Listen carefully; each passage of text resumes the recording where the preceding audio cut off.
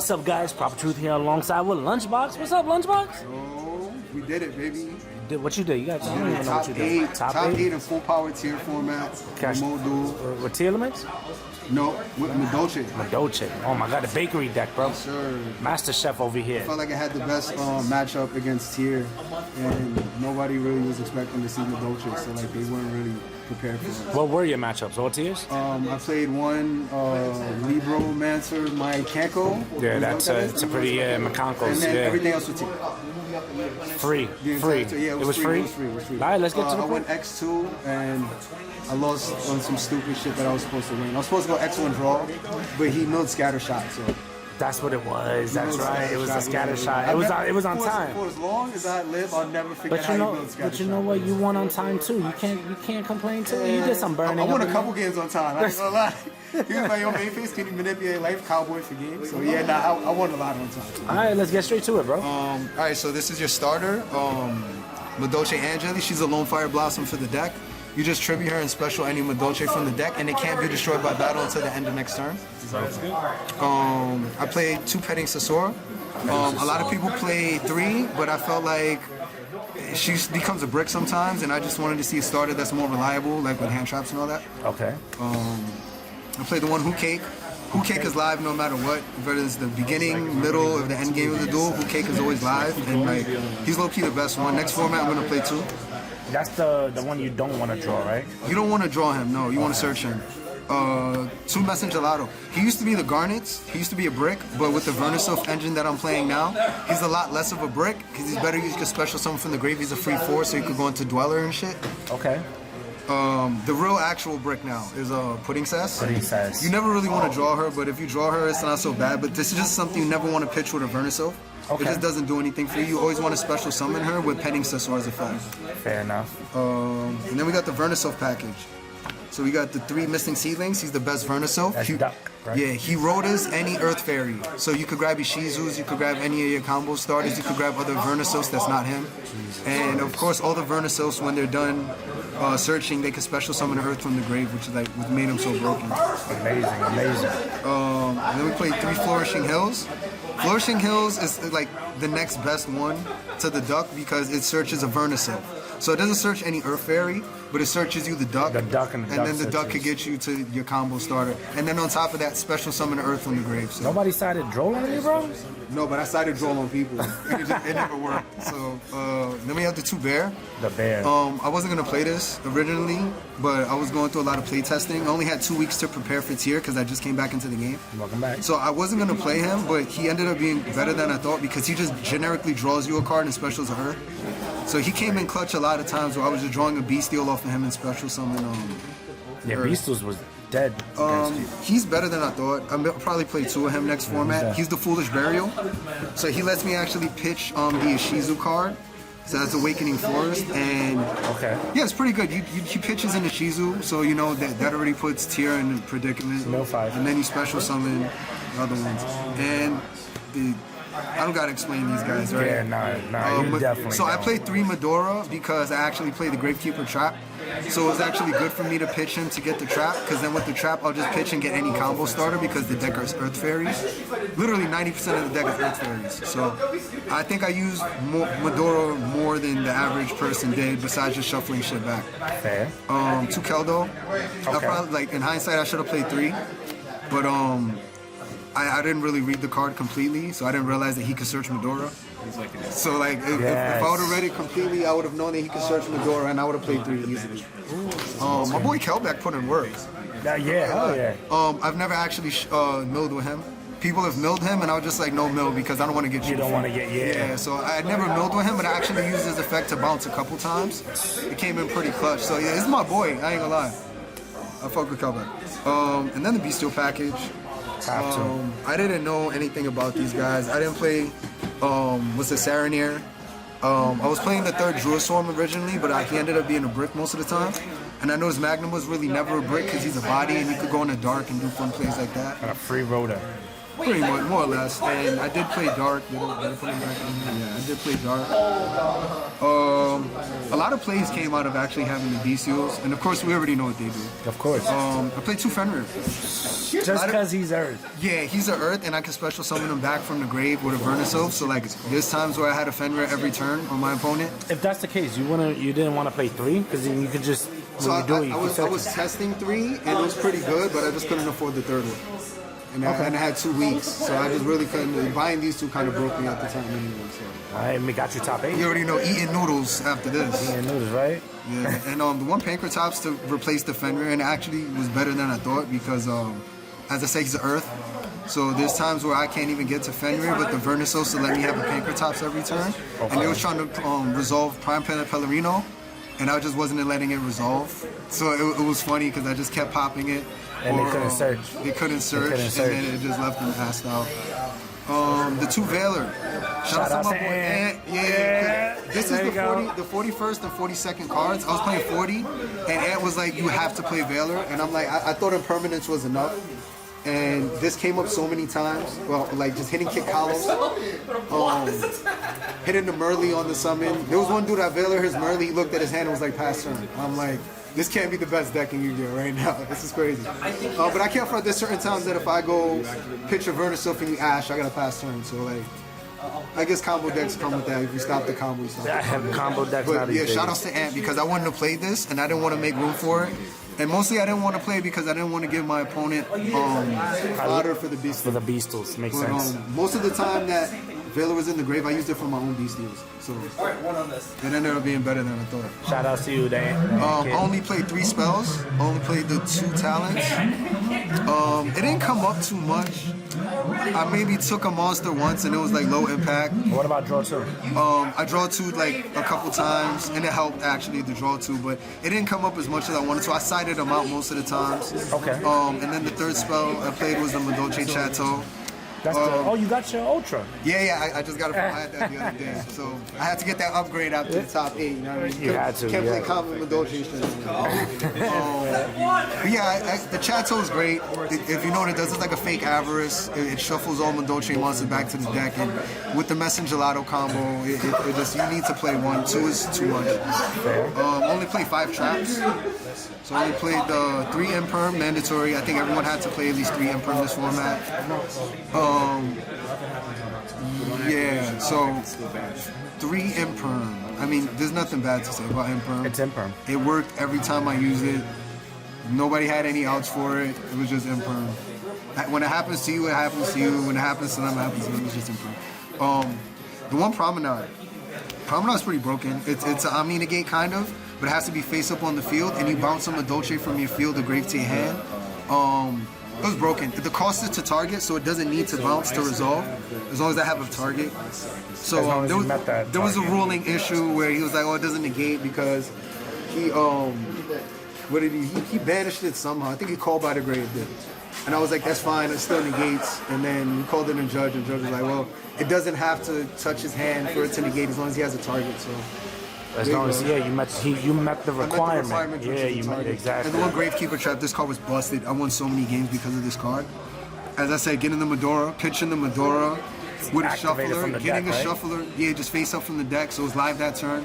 So I was doing funky shit, bro. I was getting like a Medora and a shuffler, pitching the shuffler, special summon the Medora, and now pitch something like a Pankratops and get a Vernusylph, and then pitch the Vernusylph, special the Pankratops, and then I get the search, which is my combo starter. So most of the time when those plays happen, I like pass turn on Dweller, Pankratops, and my Madolche combo, just off of having 2 Ishizus in my hand.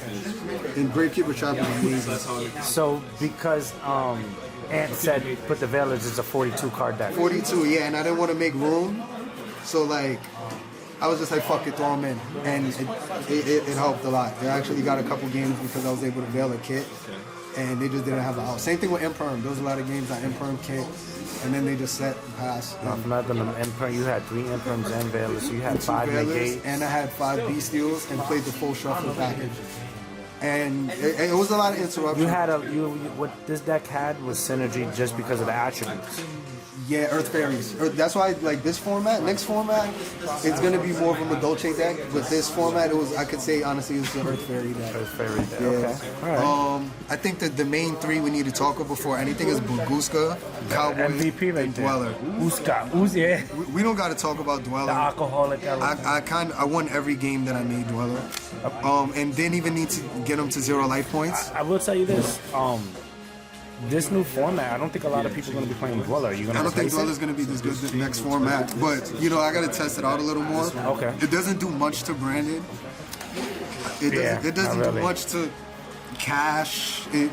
Exo Sisters. I don't just do anything to Exo Sisters at all. Don't they already stop you from like doing shit in the graveyard anyway? So, yeah, so I don't know about Dweller. Dweller might go. I might play Rafflesia and play the Gravedigger Trap. Oh, to stop the hand traps, right? Stop Nibiru and Ashes and all of that. Yeah, because you could actually pull that off here. Yeah, because instead of doing cross out. Yeah, well, the thing is I don't want to play cross out because I'm playing Small World. So yeah, next format. We're getting an update profile, just FYI, bro. Yeah. Cowboy won me a couple games already, just going into time. A lot of the games I had didn't even reach 0 life points because of how big my combo and how big tier combos was. So a lot of the time, I'll just stall them until I'm looking at the clock and I'll be like, oh, we got 10 minutes left. All right, this is a Cowboy. And that one game where the tier player opened up game 3, he went Cowboy set 2 pass. And then Judge came and said, can you manipulate life? And I'm like, I could force a draw. And I made Cowboy, and then when I activated Cowboy's effect, he went Happiness and the scatter shot. And that's how you know, because, oh my God. Yeah, so it is. Y'all were tied, right? We were tied, because I went Cowboy, so we both took 8. And then he went Happiness on Cowboy's effect and Mill scatter shot, and I lost.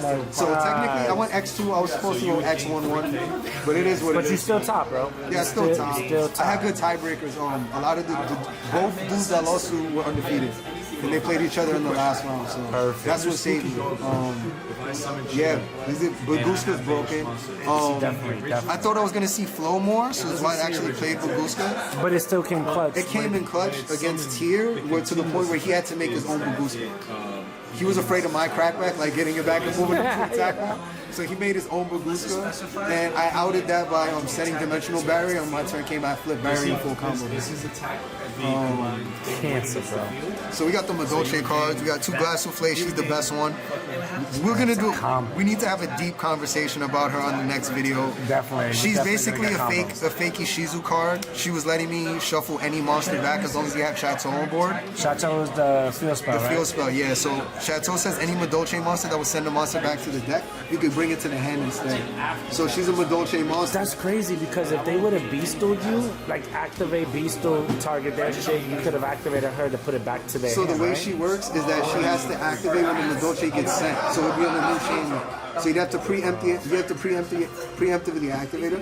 But what I was doing was I was getting my own stuff back. So you detach the material from her, and just because the Madolche was sent, it doesn't care how it's sent. That's right, you were saying. She activates, and then I got Magnamut and Druid Swarm back, and the tier player scoop. You didn't even want to play it out. You just seen I got him. Nah, I wouldn't want to play it out either, bro. 2 Tiara Masu, she's the board breaker. You only bring her out when it's time to win. She's non-targeting, spins 2 cards. This is what gave Tier a lot of problem too, because they relied so much on being able to get sent to the grave, and she just spins it with non-targeting. So like, my fault. Yeah, she's broken. And then your extender is Chocolate Mode. She's like the end-all be-all to the beginning of your combos, because you overlay any of these 2 just for her. And then you send them. It's a 2-on-4 combo with her. If you imperm Chocolate Mode, I pass her. Really? Yeah, you can't recover after that? I gotta have Vernusylphs in hands that I didn't activate already. So if you imperm her and I have no Vernusylphs in hand, I pass turn. Like, there's none you can do. So there is a weak side to it. Yeah, it's a fragile deck. It's just, honestly, the way Tier plays, they're just as fragile. And I guess nobody noticed because they have a lot of chain links going on. But I feel like there's just like a smoke screen, like all the chain linking and stuff going on, because I also play shufflers. So a lot of the time they were making me mill, and seeing I was on shufflers, and started opting to not mill anymore. So it was a lot of that. IP, she's broken. I went IP into Underworld Goddess and stole a game like that on your opponent's turn. Dark because of the Bestials. A lot of broken shit when you take their Bestial back, and then you go into funky shit from there. Sistar only played 1. She's good, but she's the standard board you want to start with, and if they could break her, then they could break her. But they have to waste a lot of resources to break her. And when you're going to break her, you're losing resources, and I'm gaining resources because instead of destroying herself, she gets a Madolche back from grave to hand. Shout outs to Jacob Robles. I didn't know this card existed, and he heard me bitch about Baguska so much that he was like, "You have to play this card." I didn't know who Virus he was. Swordsman. He's a code breaker from the show. Bro, I didn't know who he was, and I just had a problem with Baguska, so he was like, "Play him," and actually, it got me to out Baguska only once. I wish it would have came up more, but That's fair. the Masquerade for the Masquerade, the Mech Knight for the Masquerade. Avon Max for Masquerade. Yeah. He's a Mech Knight and a Crusadia too, right? And the Cybers. Yeah, he's a Cyber. Yeah, this guy's broken. They're both Cybers, bro. Yeah, he's broken. I think Cyberus in general is just a broken type. Thank you. I feel honored. Yeah, it's a broken type, bro. They do too much. You got wombo combos for days. And he's just good, bro. I didn't get to make him as much. I made him once and they outed him. It was kind of weird. I feel like you left the best for last. Underworld Goddess put in so much work. IP, another target for IP. So the thing is, when you IP on your turn with this, and like, I took a dude's Collider Hardest. He was devastated. And then he tried to activate, and I'm like, this is summoning mechanic. It's not the card effect. Insane. And I guess he realized that after. Yeah. What's the side deck now? Side deck was pretty standard. Hold that thought. Hold that thought. Yes. Moving on to the side deck now. Go ahead, bro. Playing 3 sphere mode. Go ahead. This card was broken. I actually thought that they'd be sitting on more monsters, but the times that I was able to resolve this, I won. There was a situation where I went in time. I gave him sphere mode. He had like Kit, Kaleido Heart, and something else. And I sphere moded him, couldn't activate his effects, and I went into Cowboy and won. That was funny. That card is in this format, bro. Drolling Lock. I thought I was gonna play Flow. Like I said, I seen Tier the whole way. I guess this works for Tier. I didn't really side it in. I sided against the Mykenko Libromancer because game 1 I seen him. Did that work against him? I didn't see it. But I guess in theory it worked because he searched like 3 times that turn. Yeah, I think. So I think it would have worked if I drew it, but I didn't draw it. I just blew him out with the OTK. Anyway. Fair enough. You know, the back row package. Back row hate and monster hate. I thought I was gonna see Labyrinth. I didn't see one Labyrinth player. As I said, I just seen You're one. probably gonna start seeing them now. So now since I know they're coming, I'm gonna start siding the 2 Lightning Storms.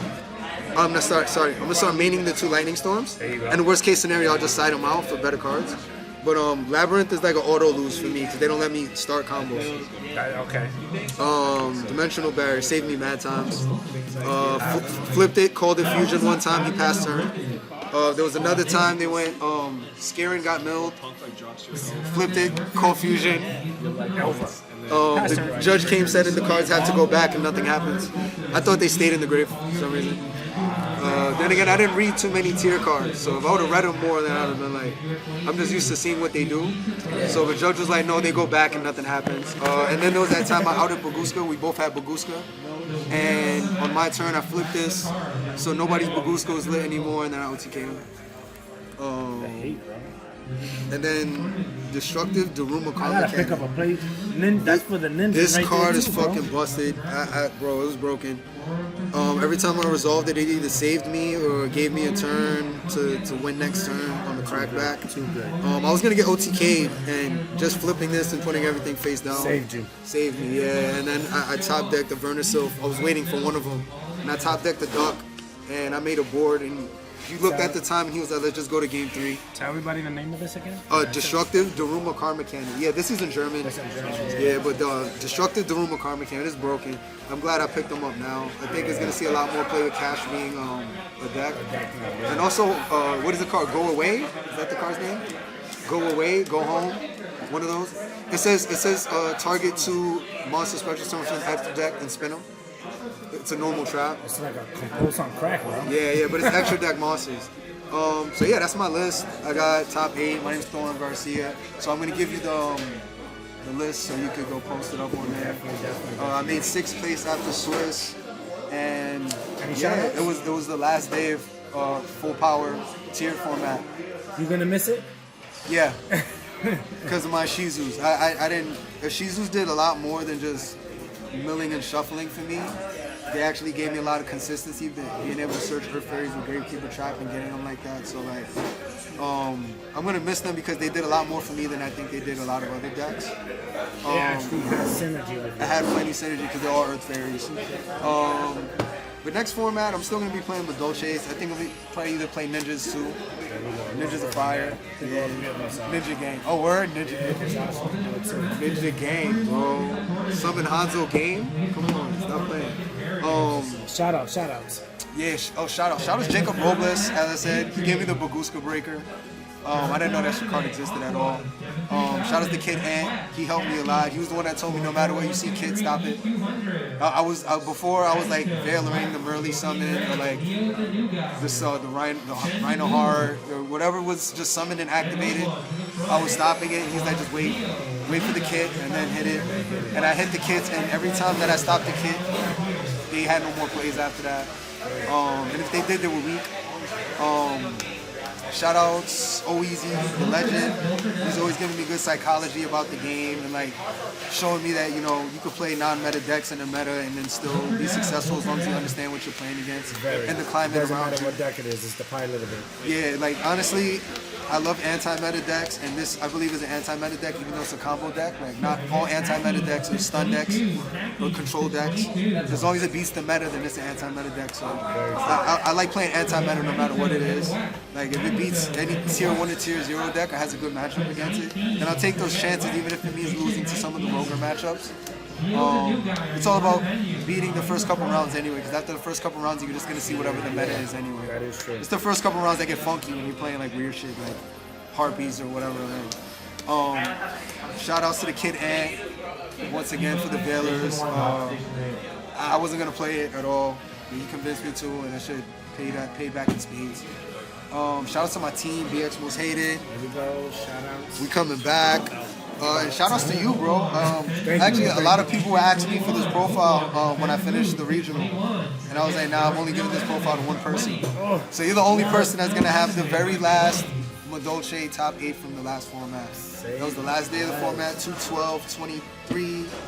And yeah, bro. We'll see what we're going to do in the next regionals. Appreciate it, man. I only had 2 weeks to learn tier. You did it. I did it.